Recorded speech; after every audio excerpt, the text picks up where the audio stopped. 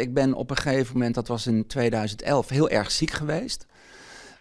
Echt levensbedreigend. En toen zei de arts, je weerstand is weg. Dus het is niet 1 op 1, je krijgt het hierdoor.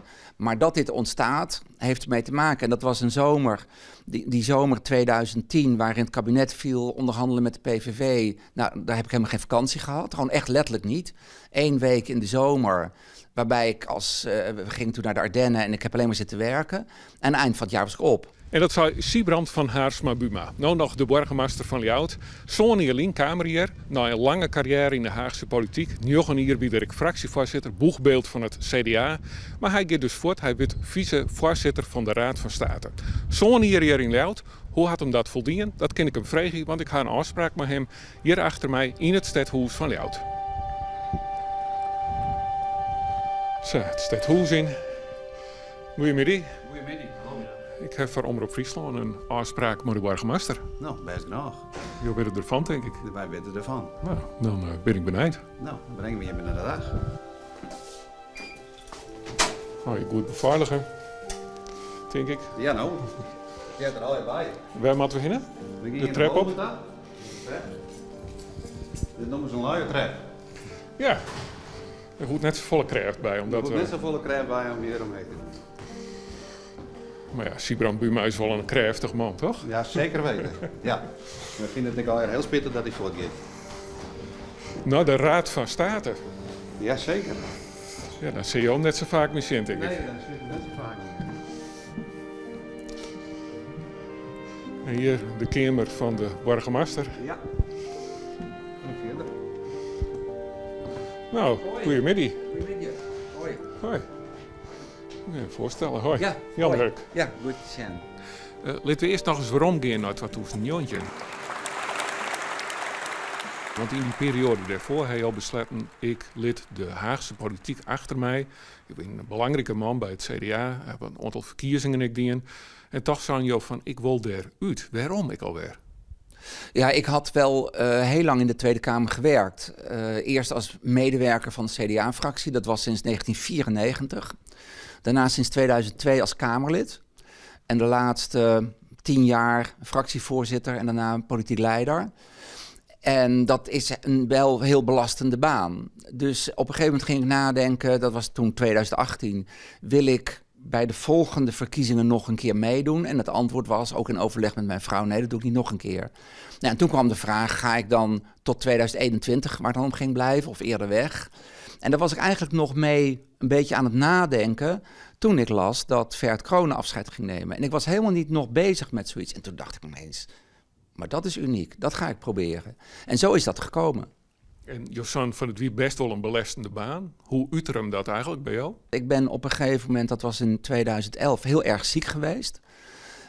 Echt levensbedreigend. En toen zei de arts, je weerstand is weg. Dus het is niet 1 op 1, je krijgt het hierdoor.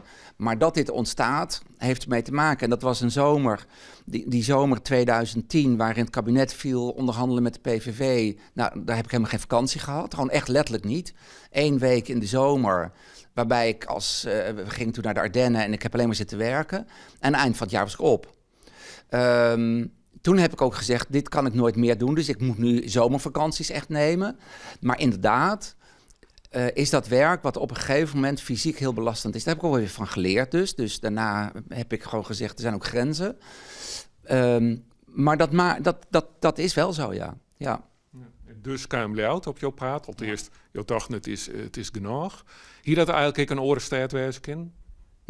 Nee, dat is wel bijzonder. Want op dat moment was er ook een vacature in Groningen volgens mij. En ik meen ook in Zwolle. En het was voor mij zo evident, Leeuwarden. Ja, niks anders. Waarom? Omdat ik de stad ken, de gemeente ken. Ik kom natuurlijk oorspronkelijk uit Sneek. Geboren in Workum, opgegroeid in Sneek. Mijn ouders woonden toen in Leeuwarden. In die tijd, kort daarna overleden. Dus ik had ook het idee, ik kan wat voor hun doen.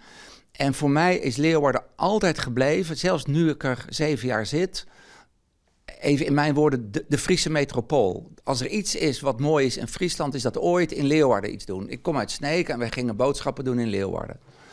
Dus voor mij betekent Leeuwarden iets. En toen ook al. Dus het was inderdaad Leeuwarden of, nou, als dat het niet werd, weer opnieuw beginnen en kijken wat ik dan zou doen. Maar niet een andere stad of zo. Geen Amsterdam of een oren prestigieuze betrekking. Nee.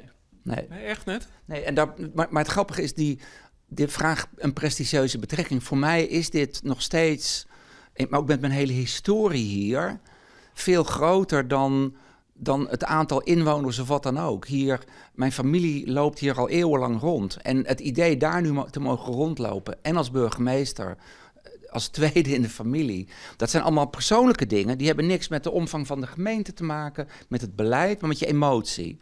En er is geen gemeente in Nederland waar ik die emotie bij zou kunnen hebben. En dat was op dat moment belangrijker dan of het Amsterdam, Den Haag of Rotterdam is. Dadelijk wil jou die vicevoorzitter van de Raad van State. Hij er zin in eigenlijk? Ja, ik vind het wel heel bijzonder. Ik heb er zin in en ik weet dat ik met weemoed afscheid ga nemen.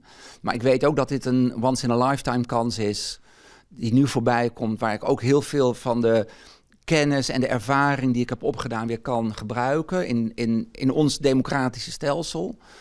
Dus ik kijk er naar uit, ja. We hebben jou vregen naar een aantal plakken in de stad. Weet je, misschien even mooi symbolen doen om het Oorskier van Ljout te bezegelen. Ja. Josan, van ik wil naar de Prinsentuin. Waarom? Ja, nou, er zijn een soort plakken, maar de Prinsentuin, daar kom ik elke dag langs op wijs naar mijn werk. Daar zijn al die bordjes, dat viert als vakantie. En dan krijg ik elke dag het gevoel dat ik mijn vakantie ben. En ik ren dan naar mijn werk. En dat wil ik zien litten. Ja. En je ook in op een fiets? Ja, of rennende. Ja. Oké. Nou, in dit geval ben ik op de fiets. Ja.